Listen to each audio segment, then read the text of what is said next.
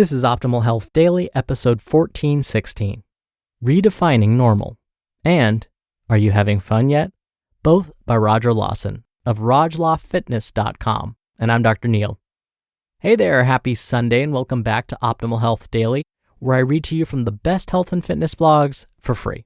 This is kind of like an audiobook, but with articles instead, and from a bunch of different authors. And don't forget, always with permission from the sites.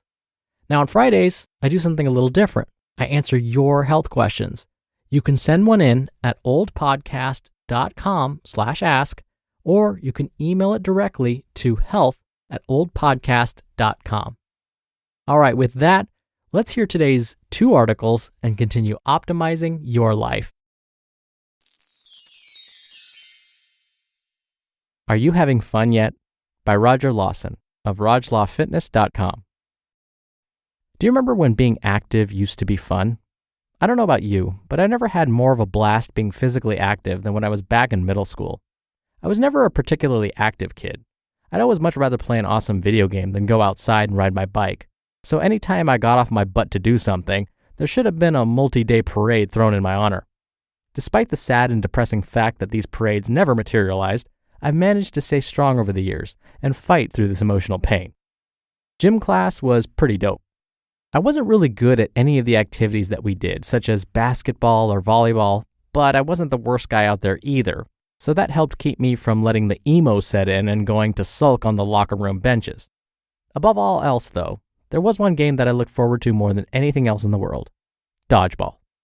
It was fun enough playing with other members of my class, those whose strength, speed, and coordination levels were similar to my own. Sure, there were those who were a bit better in one of those areas than the rest of us, but not by an embarrassing amount. While those days were cool, they weren't the ones that nearly pushed my mind off the edge and into the dark abyss of insanity. Every once in a while, for some sick and twisted reason, our gym teacher picked a side to join and jumped into the fray. His name was Mr. Avery, and he was a monster. When he was on our team, we felt invincible, like we couldn't lose. To a bunch of kids, it was like having Superman on your team. But when we were on the other side of the half-court line wondering if we would make it home for dinner that night, the game took an entirely different tone. Folks were getting taken out left and right.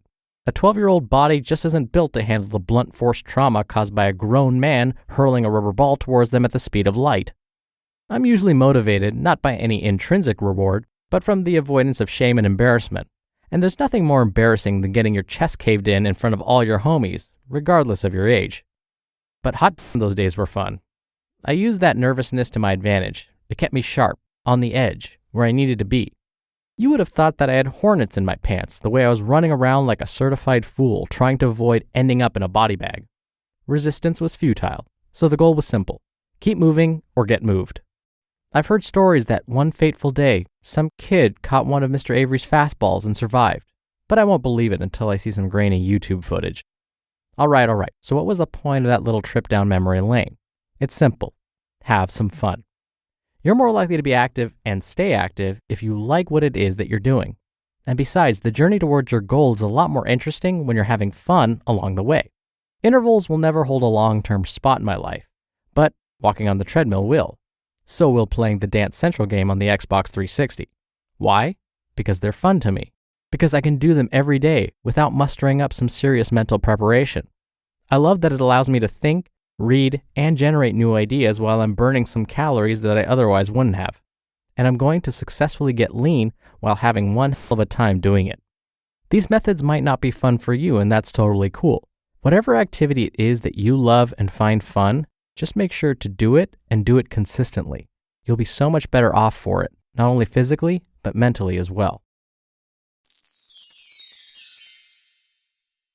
Now, I have another post from Roger in just a second, but first, during the pandemic, 40% of Americans reported symptoms of anxiety or depression. If you're tired of dealing with these feelings on your own, you can get fast, personalized, and effective help from Brightside. Brightside offers life-changing anxiety and depression care right from your own home. I have family and friends who suffer from anxiety and depression, and the best thing for them has been getting professional help. Having that outside assistance has made a huge difference. You don't want to go through it alone. Brightside offers help for the full spectrum of anxiety and depression conditions, So no matter what you're feeling, you'll get a treatment plan tailored to your specific needs on your schedule.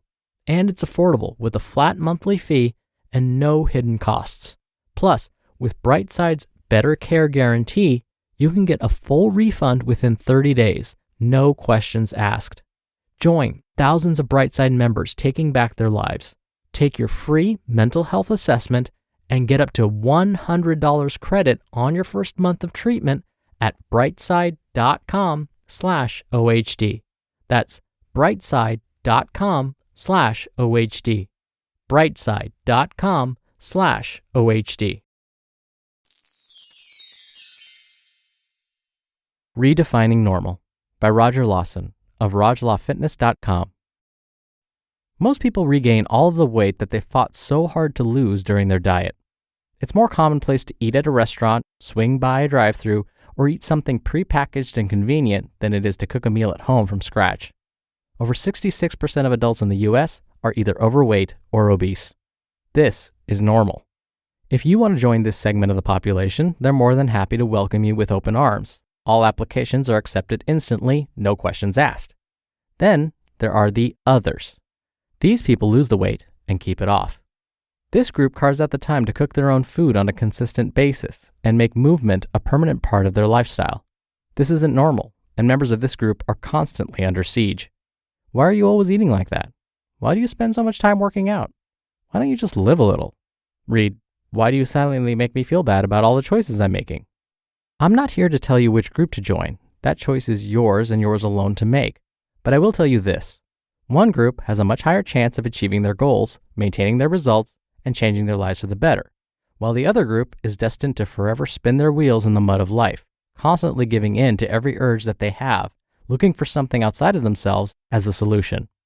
If you're happy with your results, then who am I to tell you to do otherwise? If, on the other hand, you have that hunger for more, but currently find yourself a part of this normal crowd, then the best thing you can do is redefine what normal is. You just listened to the posts titled, Are You Having Fun Yet? And Redefining Normal, both by Roger Lawson of RajLawFitness.com. I just saw some data recently, and overweight and obesity have just surpassed tobacco as the most preventable cause of death in the US. So for the longest time, tobacco use has been the leading cause of preventable death in this country.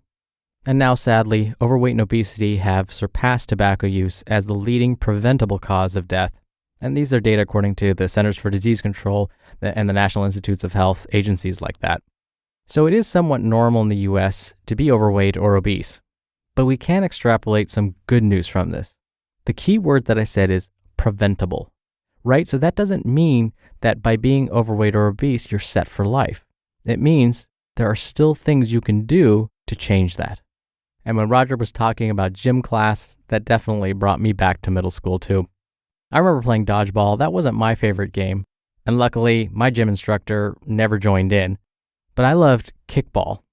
Kickball was pretty much like baseball, except when you stand in the batter's box, somebody rolls a giant red ball towards you and then you kick it as hard as you can and then you run the bases. Shocking, I would love a game that's similar to baseball. But I completely agree with Roger that if you can find activities that make you feel good, that are fun, that maybe bring you back to childhood, fond childhood memories, then you're more likely to stick to it. And like he said, it's consistency that's key. And believe it or not, I actually recently did an internet search and I found some adult kickball leagues in my area. Just thinking about joining puts a smile on my face. So I may be joining really soon. All right, that'll do it for today. Thank you so much for being here. Thank you for listening every day. Thank you for sharing the show with someone. I hope you're having a wonderful weekend, and I'll see you back here tomorrow where your optimal life awaits.